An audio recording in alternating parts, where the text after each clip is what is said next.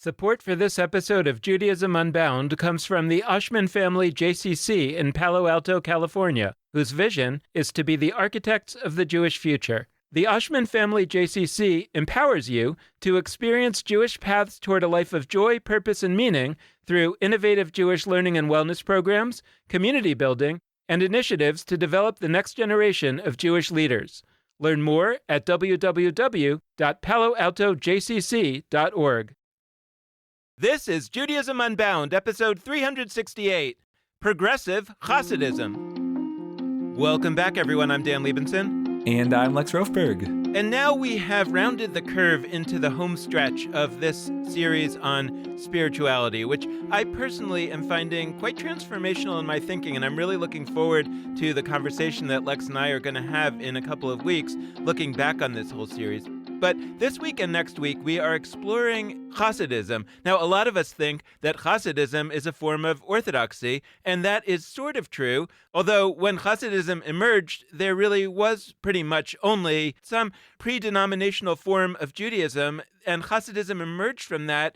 But things could have gone in different directions, and Hasidism did end up generally getting folded back into what we now call orthodoxy, but it could have gone in a different direction, and there are a lot of folks today working on what might it look like if the ideas of Hasidism were folded into a more progressive form of Judaism.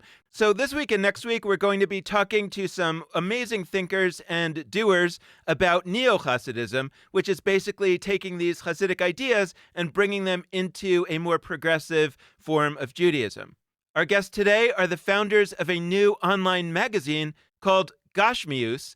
Gashmius magazine hopes to create a platform for non-hierarchical Judaism that is rooted in, but not confined to, Hasidic sources and teachings, and to make the wealth of Jewish mystical spirituality accessible to anyone who might find it meaningful. Gashmius publishes essays, as well as all kinds of other forms of writing and art, manifestos, poetry, visual art, interviews, reviews. It's not just scholarship for the sake of scholarship, but they say its purpose is to make the wealth of Jewish mystical spirituality and discourse accessible to whoever might find it transformative. Gashmius is committed to a heterodox, non-hierarchical, and God-obsessed, we'll talk about that, Judaism that is rooted but not confined to Hasidic sources and teachings. The first volume of Gashmius includes articles by a number of our previous guests, including Jericho Vincent, David Seidenberg, Lainey Solomon, Jake Marmer, and next week's guest, Ariel Evan Mays. Our guests today, Daniel Kraft and Jonah Gelfand, are the co-founders and editors of Gashmius. Daniel Kraft is a writer, translator, and educator who holds a master's degree from Harvard Divinity School, where he was a resident at the Harvard Center for the Study of World Religions. He's taught at conferences, synagogues, and museums in North America and Poland, and his work has been supported by residencies, fellowships, and scholarships from a variety of important institutions. His poems, essays, and translations appear in various publications, and he shares translations of Yiddish poetry in his newsletter, danielkraft.substack.com. Jonah Gelfand has a master's degree in Jewish studies from the Graduate Theological Union, where his research focused on Neo-Hasidic leadership. He is currently studying at the Pardes Institute of Jewish Studies in Israel. We know that this is going to be a very important and thought-provoking conversation, so let's get right into it. Daniel Kraft, Jonah Gelfand, welcome to Judaism Unbound. It's so great to have you. Yeah, thank you so much for having us. Thanks for having us.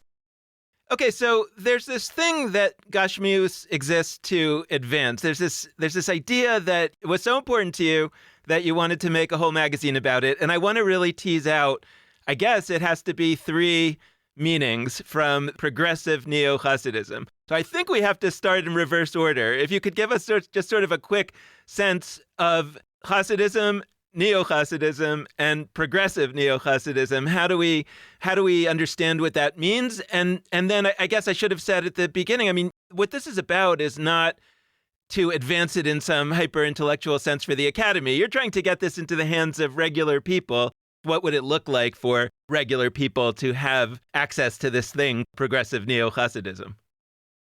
Starting from Hasidism, Hasidism is essentially a populist Jewish mystical movement that originated in 18th century in what's now Ukraine. So this guy, the Baal Shem Tov, is sort of mythologically understood to be the founder of this Hasidic movement, which in a lot of important ways sought to take the teachings of Jewish mysticism and take them out of the elite academies and restore them to your average Jewish person, to people who didn't have access to kind of traditional education. And in some ways, that actually leads really well into this next part of your question. What is Neo-Hasidism? Because we see ourselves and we see the Neo-Hasidic project as a continuation of that democratic impulse, right? Just as we understand the Baal Shem Tov, this 18th century Ukrainian rabbi, to have been someone who sought to take these esoteric mystical teachings and make them accessible and actionable for average people. That's what we see as the Neo-Hasidic project as well, taking these esoteric mystical teachings from the Hasidic movement and beyond and finding ways to make them accessible, meaningful, actionable for everybody.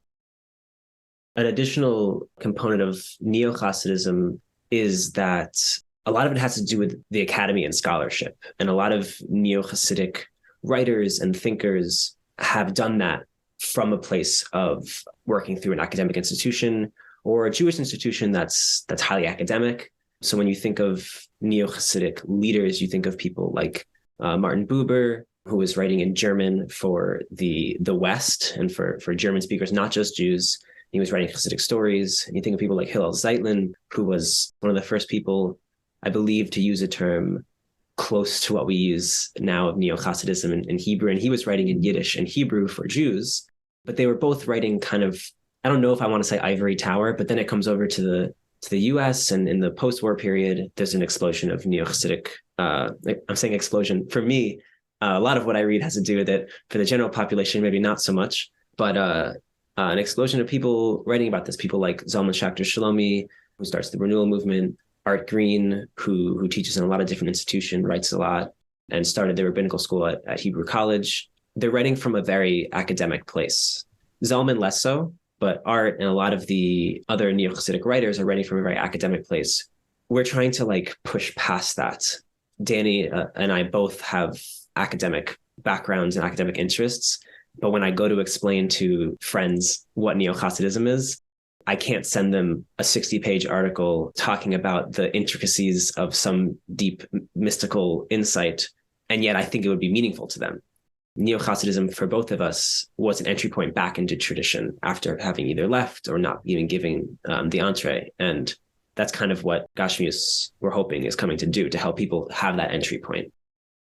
And can we talk about the progressive adjective about it too? Yeah, definitely. Progressive is such a loaded and in certain ways meaningless term. It means a dozen different things to a dozen different people. As we understand it, I would say, and to be clear, none of what we're saying here is like an official Gashmias stance. But I guess as I would understand it, it's part and parcel of the accessibility piece of Neo-Hasidism. When we say progressive, what we mean is that, a lot of the classical Hasidic world is defined by hierarchical and conservative social and theological structures. And what we're trying to do is jettison some of those structures and some of their hierarchies and some of the bounds that they enforce on what is and isn't acceptable conversation and questioning and practice and identity in order to open the tent and the teachings of Hasidism as widely as possible so that as many people as possible from all kinds of different backgrounds and identities can find them meaningful, and so that as many questions and concerns and issues as possible can find a place within Hasidic wisdom and find a way to be in conversation with Hasidic teachings. So I would say it's less, like a political stance, although of course that is political,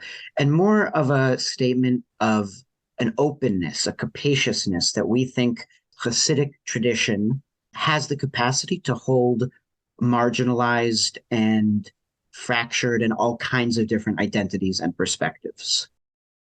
So first off, I started for a long time saying a joke about what Neo-Hasidism is, which is it's Hasidism that would be practiced by Neo, the character from The Matrix.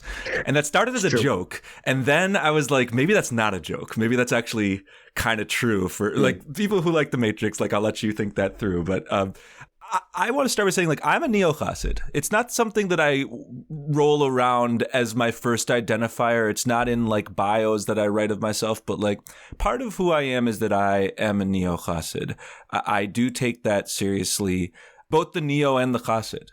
The way that a lot of Jewish communal stuff has functioned, like, you know, there's the movements like Jewish Renewal or even Hebrew College that, like, are kind of explicitly neo-Hasidic, but if you're not in specifically those, then there's like, okay, so I'm going to whatever Jewish space, and there's like a smattering of a couple people that might be into Zalman Schachter Shalomi's teaching or really love Shefa Gold's chant. Shefa Gold, from my perspective, is another really incredible neo-Hasidic teacher. But it's not, there hasn't been a galvanizing mechanism, a publication, and anything that's public-facing, because I don't really consider Jewish Renewal totally public facing or Hebrew College. Like they're designed to like train people to be rabbis or to have certain kinds of conferences. But I want to note another piece. We're in terminology zone today, I guess. But I like, you're called Gashmius, which is a really cool name. We often struggle with Hebrew named organizations, but if you're gonna name something a Hebrew name, Gashmius, it's kind of like calling an organization treif, like unkosher. Or by the way, there's a podcast called Treif that makes me think of that. There's a way in which it's like we're gonna call ourselves something that you actually disparage, because Gashmius is part of a duality where there's Gashmius, which is usually translated as like physical, material things. And the other side of that is Ruchanius, spirituality. Like if we were going to try to find a term within Jewish tradition dating back at least a few hundred years that we would translate as spirituality, I think Ruchanius is the closest. And it doesn't even go back that far. It goes back basically a few hundred years in the way you described. Gashmius, in certain traditional contexts, that's like the thing you go, feh. It's Gashmias. It's things that are just material versus things that tie us to the transcendent, God, Ruchanias.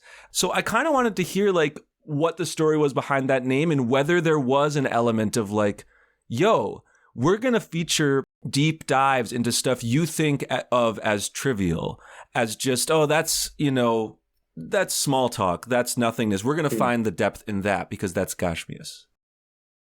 Yeah, Gashmius. That's a great question. So Gashmius came about, I feel like to answer that question, I wanted to take a step back and just talk a little bit about the process of being exposed to Neo-Hasidism and Hasidism. And I was in grad school, I was studying, and I had all these teachers who were Neo-Hasidic or I don't know whatever they would call themselves, writing about Hasidism. They didn't have places to put their own thoughts. Unless you're writing about a specific Rebbe and his biography or his theology, your own personal theology, there was no place to publish that. Danny and I actually met if we're talking about digital Judaism, Danny and I have never met in person. We met on a Zoom room. Amazing. In a neo-Hasidic summer yeshiva at Romemu, which is a synagogue in New York City, and they were having a summer program. After that, I ended up posting, and there's a great Facebook group, I will plug it right now, called Ask the Neo-Hasidic Beis Medrash, Ask the Neo-Hasidic Study Room. It's a Facebook group, but I posted in that and I said, why is there not, or is there, and I'm just missing it, some sort of neo-Hasidic publication? And I got a bunch of responses that there was something that Zalman started in the 70s or this thing in the 80s, but it never really lasted. And I got a bunch of responses that were like, because you haven't started it yet, because that's the kind of community that neo-Hasidism is. So I was like, all right. Danny then messaged me and was like, hey man, I would be really interested in doing something like this. So in that process, it was us really sitting with like, what do we want this to be? Why do we want it to be neo-Hasidic? Why do we want it to be a publication? Why do we want it to be progressive? Who do we want it to be bringing in? Who do we want it to be talking to? So getting back to your question, Lex, Gashmius is the answer to all of those things. In traditional Jewish texts, like you said, Gashmius is kind of used disparagingly. It's used to talk about like, oh, like that yeshiva, like their accommodations, it's like very Gashmius, you know, it's like they have like AC or whatever, you know, like they have like a very mundane kind of existence. They get good food or whatever it is. It's this kind of quasi-ascetic idea that you have to pull away from the world in order to be spiritual.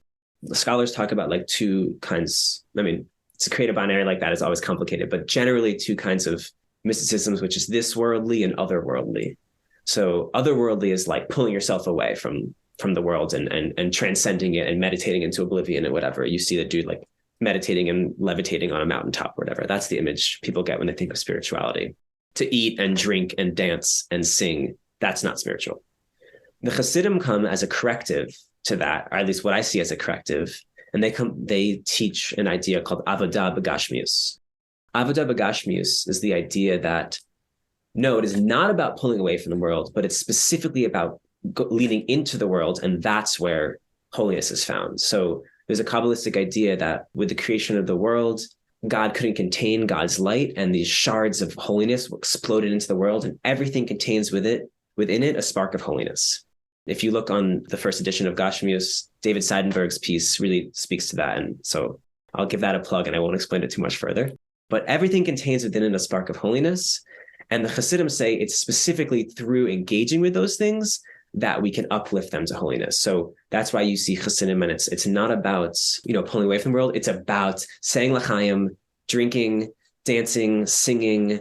I'm kind of doing a dance right now. That's Avodah b'Gashmius. And that for me, coming from a lot of other spiritual traditions that were more quasi-ascetic, was a corrective. It was very, very helpful for me. So that's Gashmius in the spiritual sense. But it has the other component, a funny kind of wink, that it's like, okay, what does it mean to think of the world as Avodah b'Gashmius? What does it mean to think of my work in the world as related to Gashmius? It's specifically about not turning away from the world. And we see that as also a moral imperative. We see that as related to our progressivism. So Avodah b'Gashmius is not just a way to understand my spirituality. It's not just to legitimize the fact that I want to take a shot of whiskey. It's not just what it is. It's also why you go to the protest. It's also why you buy ethical chocolate. You know what I mean? Like down to the smallest thing. It's a moral imperative in how to act in the world. And so when we were coming up with the name, Gashmius was perfect because it's our favorite thing about Hasidic spirituality, and it informs our progressivism. You hinted at questions of audience. Like, who are the communities you're trying to pull together? I mean, I don't know. I look at your authors and it's awesome. Like, many cool people that we've had on the podcast are already folks that you've published, but they're not people that I would have placed next to each other always. Jericho Vincent in your first issue doing incredible stuff in the world. We had as a teacher in the Yeshiva, did an amazing class looking at books of the prophets through a queer lens. David Seidenberg is a leading scholar of Kabbalah and ecology, like Jewish mysticism connected to ecological thinking. Lady Salomon is one of the leaders of Svara, engaging deeply with Talmud, and one of your authors and somebody that we've had on the show. You're connected to folks exploring psychedelics and the place of psychedelics in Jewish life. A really cool smattering of folks from different corners of Jewish life who do share something, but once again, who haven't had a bonding agent that has brought them to one volume, because you release volumes. So talk to us a little, I might have missed some networks of people you're trying to reach too. Who are the groups that you're trying to, I'm going to say reach, but that actually isn't really the right verb. Who do you want to be reading this, but also who do you want to be writing in this? Who are you trying to bring together, not just as readers who engage with your thing that you're doing, but also as co-creators together? Yeah, it's another phenomenal question. And I would even expand your synopsis of the diversity of our writers and artists. We have poets, Yehoshua November, who's Hasidic. He's a Lubavitcher Chassid. We have another poet, Aviyah Kushner, who's a translator and writer and is not really thought of in this kind of Jewish spirituality or academic Jewish studies world. And I think what that points to is, who do we want the audience for this to be, and who do we want our co-creators to be? Well, anybody and everybody who might find Jewish mysticism meaningful and who is open to a more progressive community, more diverse community around Jewish mysticism than Orthodoxy generally allows for. And I know that's a really, really broad thing to say, but I think we really mean that. We don't expect that people who are a part of this will subscribe to all of the principles that we hold dear, but we envision this as a resource for anybody who might appreciate this approach to spirituality in their lives. And, I'll add to that. I grew up in a Jewish community, suburban Baltimore, a lot of Jews, went to day school, had a pretty standard kind of suburban American Jewish upbringing. But my most fundamental and formative Jewish experiences have been in places like Oklahoma and Memphis, Tennessee, places outside of, I don't know, the kind of normal Jewish institutional and educational infrastructure. For me, at least, that's a really explicit guiding part of this project. I lived in Boston for 2 years, learned a lot from people there, but I found myself often thinking, well, what about the folks in Oklahoma at the shul where I worked? How can they have access to the same stuff that I'm learning, from people affiliated with Hebrew College here in Boston? And I think it's actually a failure of a lot of these Jewish institutions and communities that they have made very little effort to expand their audience to places like Oklahoma. I'm using Oklahoma as a stand-in because it was a formative Jewish community for me. And so I think for me, at least in an explicit way, I want our audience to be people who are outside of places like New York and Boston and LA and Chicago, but who are hungry for engagement with Jewish mystical texts and traditions and don't know how to find it and don't have access to it. So if I'm understanding correctly, right now, Gashmius as an entity, meaning not the idea of Gashmius, but the organization of Gashmius, is basically what I would call an online magazine. I'm curious if you have thoughts on what you dream of as an organization or as an effect of your organization that is really, what's the right way to say, Gashmi, that is practical, that what in your mind, because actually I feel a lot of resonance to this, because I think that maybe with a slightly different purpose, or maybe the same purpose on some spiritual level, Judaism Unbound exists to do some of the same kinds of things that you're talking about, which is that we've always been trying to get a new way of thinking about Judaism out into the world for consideration by regular people in Oklahoma and all those other places. And they would start naturally doing new things with that set of ideas. What exactly those new things would be, we've never tried to say that we know that. The idea is that we think that part of why this area is not developing as rapidly as it could be is because, like we've all been talking about, it's restricted to a kind of elite. And that's not where the inventions are going to come from. So it's totally okay with me if you say, we don't know, we just want to get this stuff out there. But I'm curious whether there are things that you've already been thinking about and imagining, this is what it would actually look like on the ground to live as a Jew in America if progressive neo-Hasidism was more in the province of the everyday Jew. Yeah.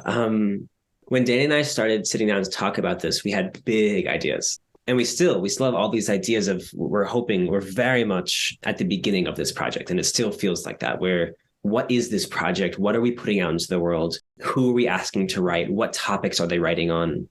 And to what end? Yeah, to what end is a great question. The reason that we felt the call to do this is because we're passionate about it. We want to provide a place where people can put their writings down, but the actual making of the website, the logistics of it, we're willing to put in that work right now. Thank God we have the time and the ability. So we're trying to put that into the world so that people can find it. We're not just publishing. We're also putting together resources. We put on, what do we call it? Like a starter pack for Neo-Hasidism with videos and lectures, because most people, or a lot of people, I happen to be like drawn to text and book, but not everyone is. So we have resource sheets for each holiday we're starting to put out. We put out one for the last holiday, and the upcoming ones we'll be working on. And the second part of your question, Dan, around what would it look like to live this in the world? What would it look like for this to be accessible to more people? What Art Green has said about his work. He's been doing this for the past 50 years. He did not start a movement. He's the first to admit that he did not start a movement, but he put out the materials for someone else to start a movement. That's how he talks about it. He translated the texts, put out contemporary theology. He put out academic work to better understand Hasidism. We're kind of seeing ourselves as picking up that and running with it. to provide more entry points into Hasidic texts. Also on our website, we have How to Read Hasidic Texts, like How To by Ariel Mays, an amazing scholar and teacher. If that sounds exciting, you'll hear from Ariel Mays next week on Judaism Unbound. And he talks really step by step, how does one read a Hasidic text? And then we link to Hasidic texts you can read. And I'm kind of talking around your question. What does it mean to actually live this? What does it mean to live in the world as a neo-Hasid? That's kind of what we want this project to be figuring out, because no one's really given it to you. One of the parts of neo-Hasidism that differentiates it from Hasidism is it's not really willing to tell you what to do. It's not really willing to say you should follow halacha. It's not really willing to say you shouldn't follow halacha. It's not really willing to say... Halacha being traditional Jewish law. Yes, thank you. Some people say you should do it. Some people say you shouldn't do it. Most people just tell you what they think about it, but don't give you prescriptions. Neo-Hasidism has been, for the most part, in the last 100 years, descriptive, but not really prescriptive. It's hard to build a movement off of something that's descriptive. Our project is still describing things, which is both a bug and what is it called? Like a bug and a feature. And a feature. Yeah, thank you. I think that's part of the fruitful tension that is neo-Hasidism. And we're not, like Lex, before you asked about like, was Gashmius like aligned to being like treif, like putting out this thing that's in your face, or not in your face, but supposed to catch the eye because it's kind of like, whoa, Hasidism is radical, neo-Hasidism is radical. Part of the project that we're interested in engaging with is showing what traditional religiosity has to offer for non-currently religious Jews.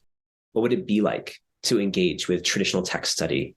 What would it be like to wake up in the morning and say the prayer Moda Ani that's traditionally said first thing in the morning, and then put on a prayer shawl and fill in the phylacteries? You cannot translate it because phylacteries means nothing. The leather mechanism that is wrapped around one's arm and put on one's head. Yeah. Right. So like, what would it be like to engage with these traditional forms? I didn't grow up with any of this stuff. I grew up in like a very engaged Reform household. I became bar mitzvah at 13. Everyone else in my grade dropped out, and I continued through high school kicking and screaming because my mom made me, and thank God she did.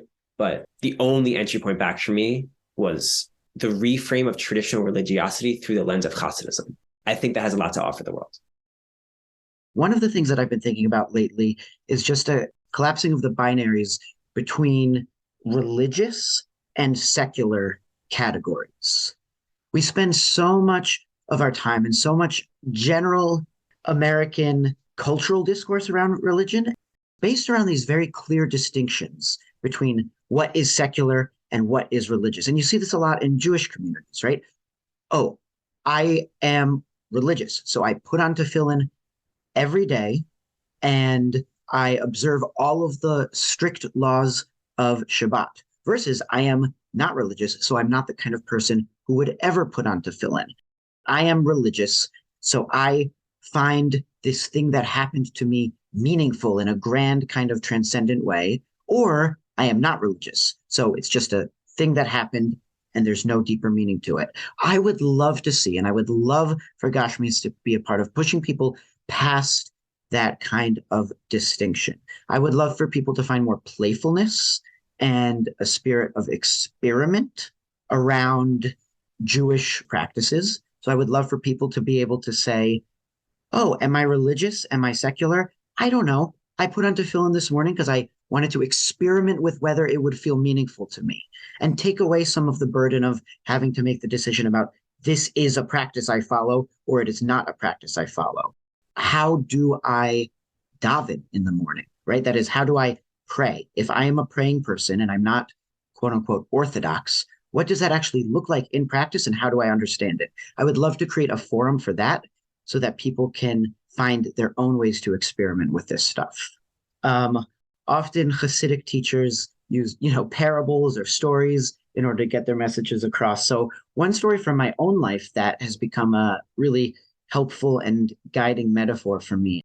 So my grandfather had a very conflicted, ambivalent relationship to traditional Jewish religion. He had a kind of traumatic upbringing in a lot of ways and was raised largely by his grandfather, who was very, very Orthodox. When his grandfather died, he said Kaddish, the traditional mourner's prayer for his grandfather, for the traditional prescribed amount of time that you would say it for a parent. And then when he was done with that, he took his tallis and tefillin and he threw them in the trash. And I said to him one time, like, why did you have to throw them in the trash? You couldn't have just put them in the back of the closet or given them to somebody. And he had this real kind of anti-religious streak, and it was very important for him to assimilate into American culture. And he saw letting go of these Jewish religious forms as a way of doing that. So he just said, I didn't need those anymore. So I threw them away. It was just very adamant. They were a relic of the past. They weren't necessary.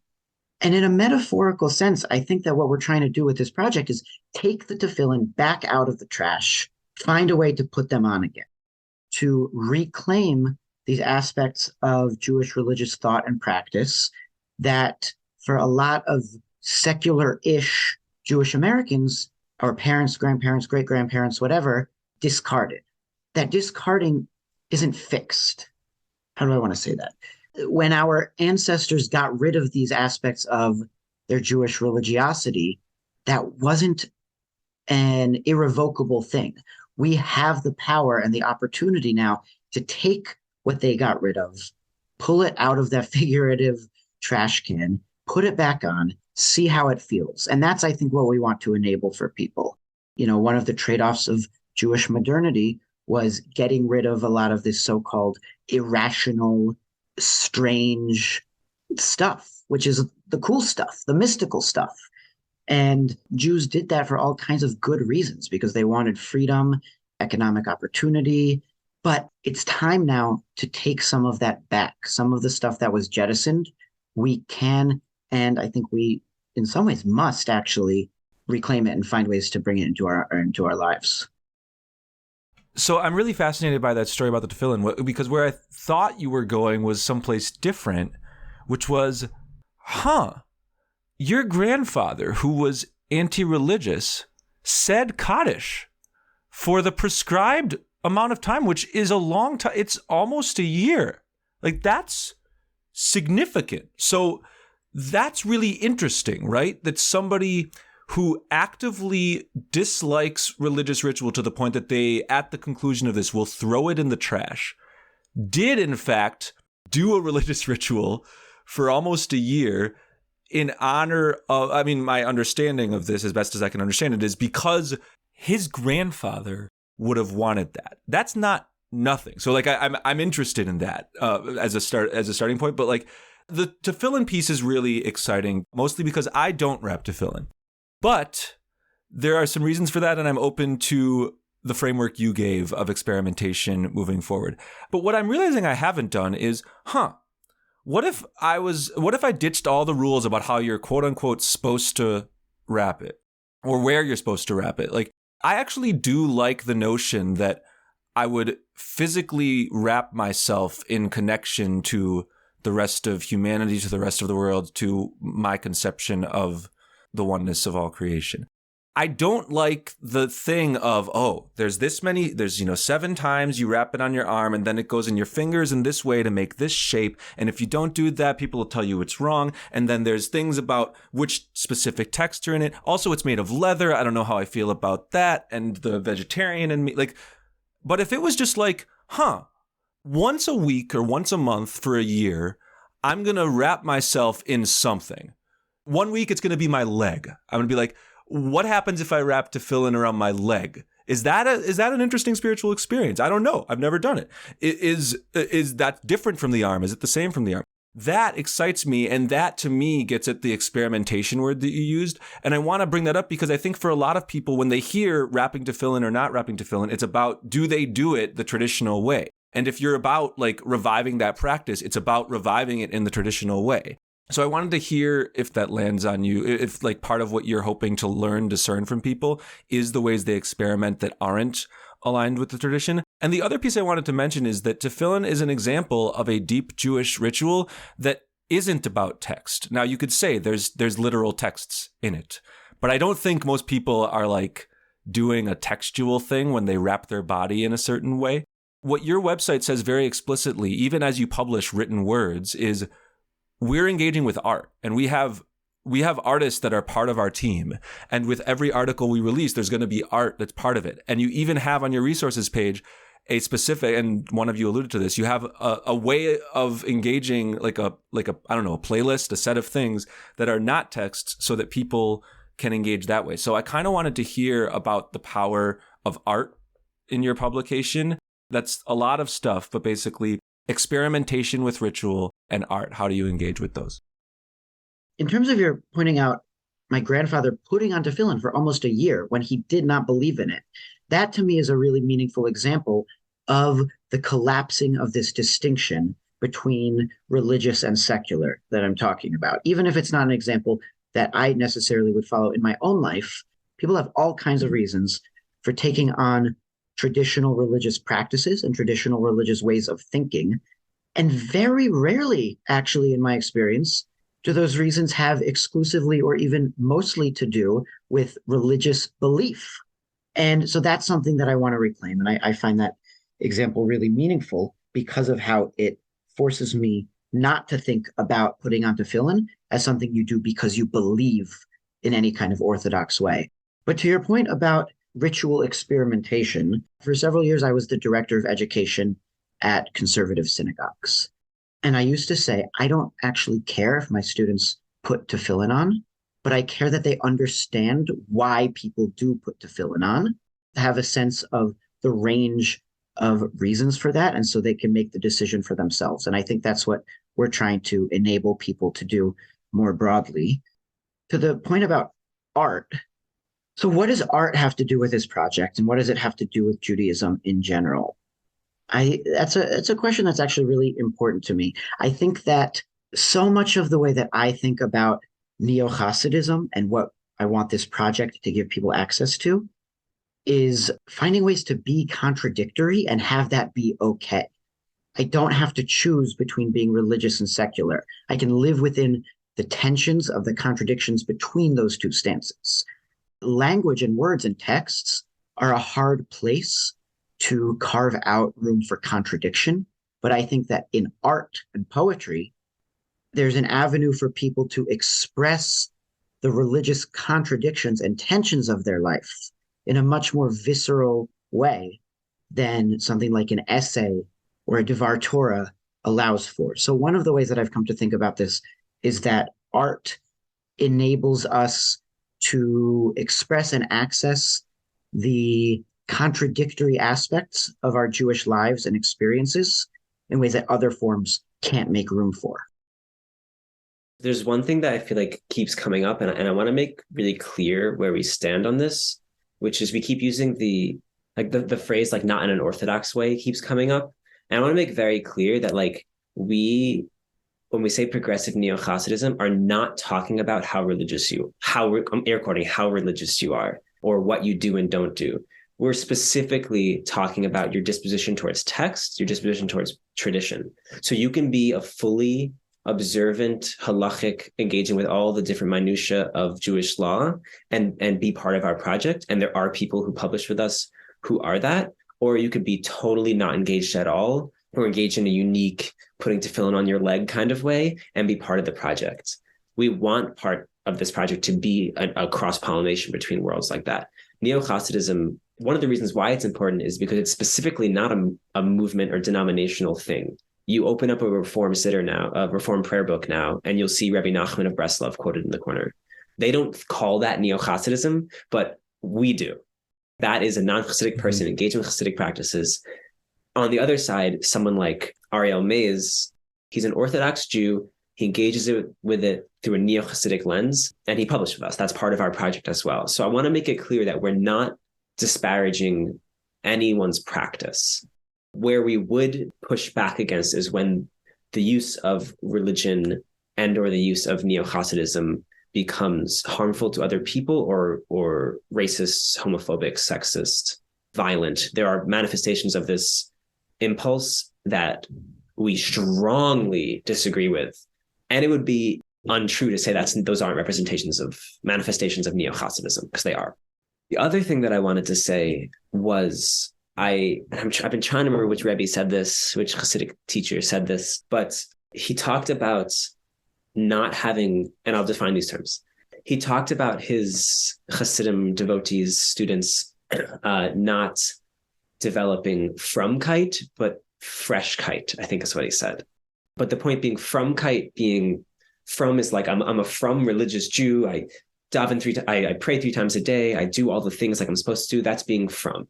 He was teaching his Hasidim freshkeit. Someone's going to comment on this and say what the quote actually was. So please do. For centuries, Hasidim have rewritten and retold stories in slightly different ways. You're in a long lineage, even if you don't do it, quote unquote, right. Good. Thank God. Baruch Hashem. But the point being that it's not about what the Hasidim came to do in the 18th century was to push back against rote religious practice, doing these things just because that's what you're, quote unquote, supposed to do. Hasidim understand mitzvah to stem from the Aramaic root savta, which means connection. They're all opportunities to connect with God. They are not commandments. In the Hebrew, the root is command. They say yes, and what it really stems from, the Hasidim are known for like radical reinterpretations and very creative, to put it nicely, interpretations of texts. And they say, no, this is about connecting to God. So laying tefillin as an example, we're using this, it always comes up as the example because it's such like there's no rational reason to do that. There are certain mitzvahs where you're like, oh, I kind of get why someone might do that. There's literally no reason to do tefillin unless you're trying to like engage with a religious practice. Just doing that because that's how you do that, or that's what, your family has always done. I'm not saying it's good or bad, but I'm saying that's not necessarily the project that we're engaged with. We're not trying to get people to put on tefillin. We're not out in the corners asking if you're Jewish. We are out in the corners asking if you want to do a mitzvah, though. I think that is actually part of our project. I'm alluding to Chabad here. Chabad was integral to my connection to Hasidism and Neo-Hasidism, and there's complicated things there, and we can talk about that. But Chabad, what they do, which I think I would like to pick up and I'd like to see more people pick up, is a shift from halacha to doing mitzvahs, which is to say, I grew up in a community where mitzvah meant good deed. Mitzvah means commandment. Mitzvah means or connection, as I said earlier. But the idea of like doing a mitzvah, like, oh, I'm going to light these candles because that's what I'm doing, a mitzvah. That wasn't something I grew up with. So now anytime I do a mitzvah, I think of it as like a +1, rather than if I was raised or thought of it in terms of engaging with halacha as a matrix of different systems of religious praxis. Then if I don't do something, that's a minus. I think that not just the Reform movement, but most denominations right now, up through Orthodox, don't present people with the opportunity to make informed decisions. This is how we do things in our movement. Our interest is giving people back the opportunity to have informed decision-making. For us, that's specifically around mystical reasons for engaging with tradition. And then you can read it or listen to it or watch the video or look at the art and be like, okay, word, I'm actually not interested. But you should be able to make that decision yourself, not just because that's what your parents did or that's what the people around you are doing. I really want to thank you for bringing the teaching that mitzvah, the word mitzvah might come, I mean, not might, but, because it doesn't, but I mean, reinterpreted to understand that the word mitzvah comes from the Aramaic tavta, or a connection, because that actually gives me access to the idea of mitzvah in a way that I really haven't had before. And I'm really grateful for having this conversation so that I might find a way to use the word mitzvah in a way that does work for me or potentially works for me. That's great. That's a +1. It's definitely a +1. So you just did a mitzvah, but I want to in both ways. But I want to actually pursue some of the conceptual ideas a little bit further. Both the idea of what ends up sort of counting as mitzvahs in the world of Neo-Hasidism, or the world that we might imagine of Neo-Hasidism. And then also, but before we get there, I want to talk a little bit about the fundamental piece of language that you use, which actually is the only one that in any way makes me say, when I read it, is this for me? Maybe this isn't for me, because it's not progressive. I don't have a problem with that. For me, it's God-obsessed. And what's interesting is that I am not alienated by that language per se. And actually, I had a conversation not too long ago with a dear friend who was talking about how she's basically God obsessed. I don't know if she used that exact language, but said, all I ever am doing is about God. And I said, it's really almost nothing that I'm doing is about God. So I said, what do you mean by that? And she explained what she meant by God and everything she's doing for God. And I said, oh, that's exactly what I do. That's exactly what I believe. I just don't call that God. And what's interesting is actually there's a book that just came out recently, which I talk about obsessed. I'm really obsessed with this book. It's called The Creative Act by Rick Rubin, who is a music producer, but kind of a spiritual master. And he uses the word source rather than God, or whether he means the same thing, I don't know exactly, but he's using this word source, and I find that not at all problematic. And so the question becomes, for me, I think when we are trying to make these older ideas or these traditional ideas accessible to the common person, and maybe I'm the stand-in for the common person for a moment, that it really is hard for me to hear the word God because I have a set of assumptions that are just built in, and really I've tried for many, many years to remove them. I can't. That for me, God is a being with a will, and I don't believe in that.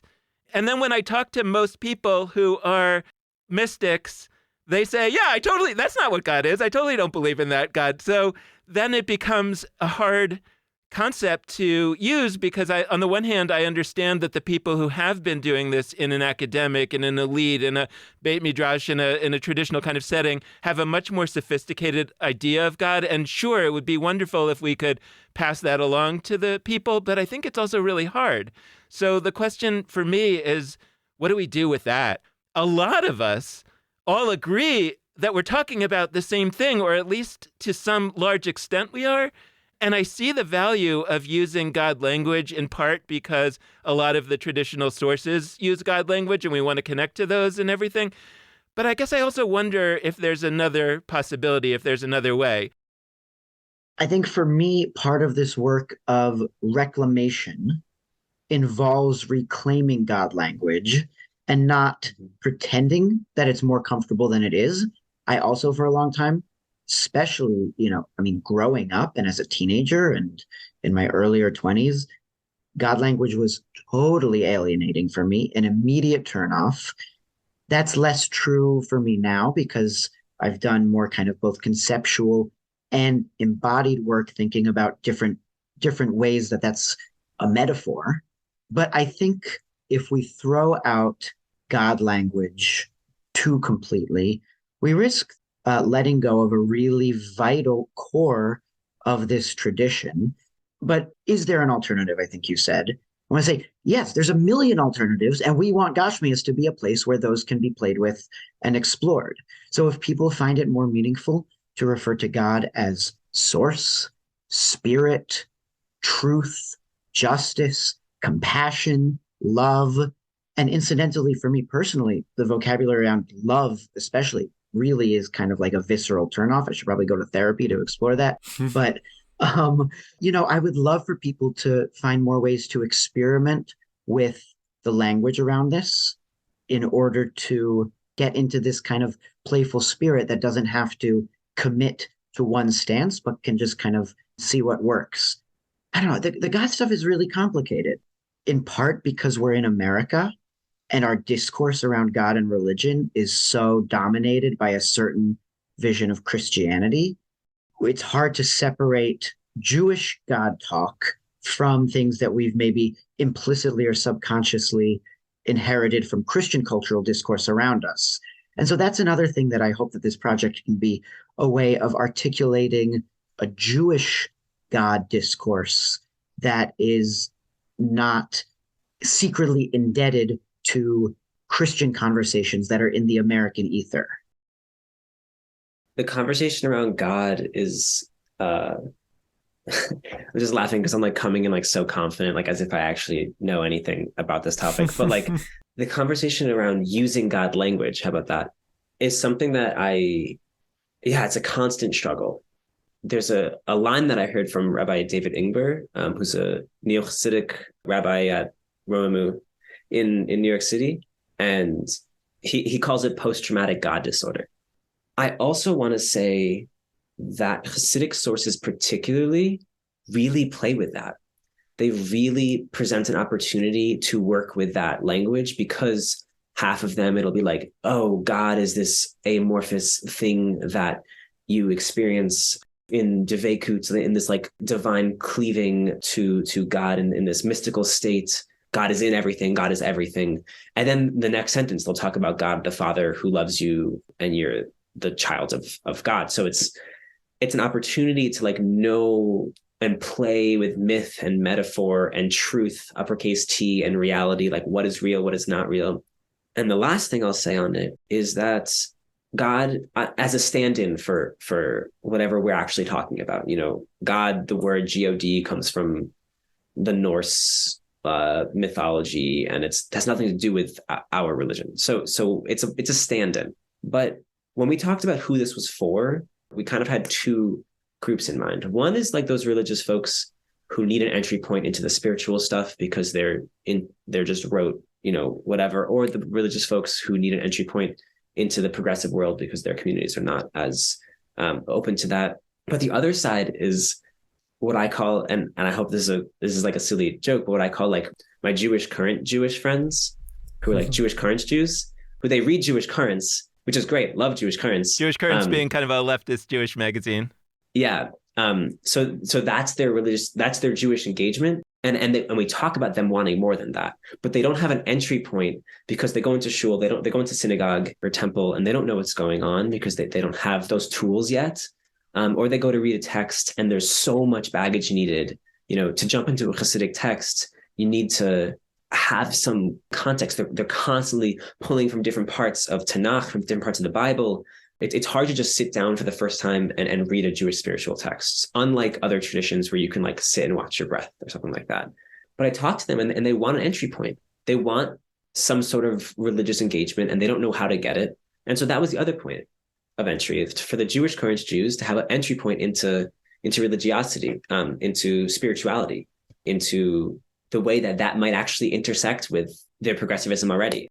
We want to provide an entree for people who don't only want to use Jewish practice as a political tool. It can be a political tool, and I think it's a good political tool. But I want to provide those people who are using Jewish practice as a way to congregate, a way to gather, a political organizing tool. And it should be used as that. I'm not saying it shouldn't, but also to afterwards go maybe pray together. We want it to be God obsessed. We want it to be specifically religious because there's not that many other places doing that. One of the amazing things about this kind of neo-Hasidic project is that we don't have to start from scratch in rethinking our vocabulary for God, the way we talk about God. We have an incredible tradition to draw on that's actually, in a lot of ways, much more radical and daring and experimental than a lot of what I see coming out of radical theologians today. So medieval Jewish mysticism refers in many places to God as a nursing mother. It refers to God's breasts emanating this divine milk that we can access as spiritual energy, if you will. Refers to God as endless light and all kinds of things. We can return to the sources and actually find the radical God language and radicalism in general that is latent within them. And so I think that's one of the really powerful things that a neo-Hasidic approach to Jewish tradition offers. I guess just the other side of that coin is, for me, the idea of mitzvah, not the language, because you've helped me with the language of mitzvah. I guess given that you've helped me with the language of mitzvah, I should be a little more open to the possibility that you've helped me with the language of God.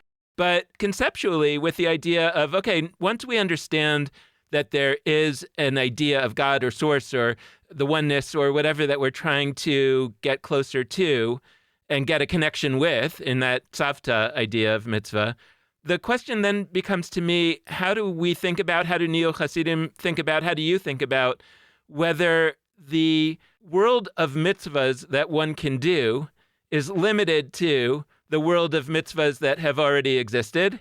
And we may not have to do all of them. We may do some of them with different intentions or different ideas, but that ultimately it's the traditional mitzvahs themselves that have a certain spiritual power. But I guess I'm also wondering what it looks like that maybe in a future neo-Hasidic Judaism that was the province of the everyday Jews, one of the things that people would be working on in the world would be the creation of new mitzvahs that stem out of a new orientation towards the way in which these ideas intersect with the world. And maybe it was things that the older rabbis of previous generations just didn't really have access to.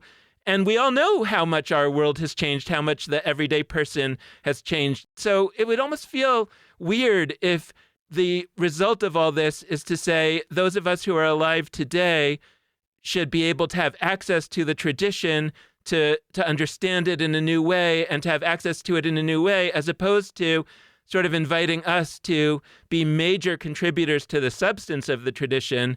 Because, of course, in the way that every major change in the makeup of Judaism has happened, there's been a kind of an expansion of the creative class from priests to rabbis and now maybe to everybody. But that's not just that those are the people that would be doing things. Maybe those are the people who might be seen as the creators of the next version. So that would get me very excited. I'm curious how that lands on you. This question about what the boundaries of mitzvahs are is really interesting to me. And I've come to think that it's actually, in certain ways, unanswerable. And I'll say what I mean by that, because we're talking about it right now. So we're putting the question and the top of the question into the realm of concepts and intellectual ideas. But that's not what a mitzvah is. A mitzvah is an embodied activity. And so I actually think there's some confusion because a mitzvah isn't theology. A mitzvah is something you do with your mind and your body together. And so I think that an answer to the question, such as we can find, can actually only be developed through the activity of doing mitzvot and playing in the ways that we've been talking about in this conversation. To bring in a very different tradition, there's a saying in certain schools of Zen Buddhism that you can't wash out blood with blood, which I understand to mean you can't solve a problem or answer a question with the things that created the problem or the question in the first place. You have to turn to something else. And so I think one of the things that Gashmias is about, and this is part of why we chose this name that's centered on physicality, is that we want to take it out of the realm of these intellectual conversations and put it back into what are you actually doing? How does it feel in your body? Where does that take you? There's a teaching from Rabbi Nachman of Bratslav, who was an important Hasidic figure. He was the great-grandson of the Baal Shem Tov, the founder of Hasidic Judaism. And he said once to his disciples, he said, you misunderstand me. You think that I want you to be good, upright, decent, respectable people. No, I want you to be wild animals howling in the forest at night. And so that's what this whole project is about to me. In some ways, that's an encapsulation of it, really. So rather than thinking intellectually in reasoned ways about, what's a mitzvah, what's God, what's Torah, et cetera, how do we go out as wild animals and howl our answers to that question and live them in these kinds of new embodied ways that take us out of the bounds of respectability even. And there's danger to that, don't get me wrong. But it's a really exciting opportunity. What an amazing note to end on. Thank you so much to both of you for joining us, for bringing your Torah and your mitzvahs, and allowing our listeners to engage with it too. Thanks so much. This has been a fantastic conversation. Thanks so much for having us. This has been great. This was wonderful. Thanks for the invite. And thanks so much to all of you out there for listening. We hope you've enjoyed this conversation, and we hope that you'll tune in again in the future. Reminder that we have just a couple more episodes in this spirituality series. We are almost done with it, which we're sad about, but also you can go back and listen to any episodes you missed in our spirituality series just by heading to our judaismunbound.com/podcast page and seeing all of our recent episodes. So go to those. They have been so fun. We've got a couple more coming to you the next few weeks. The last thing we want to say is the same thing we say at the end of every episode. Please, always be in touch with us. We really appreciate your questions, your thoughts, your ideas, your visions, your grand dreams for the Jewish future. All of that is awesome. And here are the different ways that you can be in touch with us. You can head to our Facebook, Twitter, and Instagram pages. All of those are at Judaism Unbound for our handles. You can head to our website, judaismunbound.com, where you can check out the show notes for this episode and all of our others. And last but not least, you can always email us at dan@judaismunbound.com and or lex@judaismunbound.com. The last request we like to make is that we deeply appreciate any amount of financial donation that you're able to send our way, which you can do on either a monthly recurring basis or just as a one-time gift via judaismunbound.com/donate. So thanks so much for listening, and with that, this has been Judaism Unbound.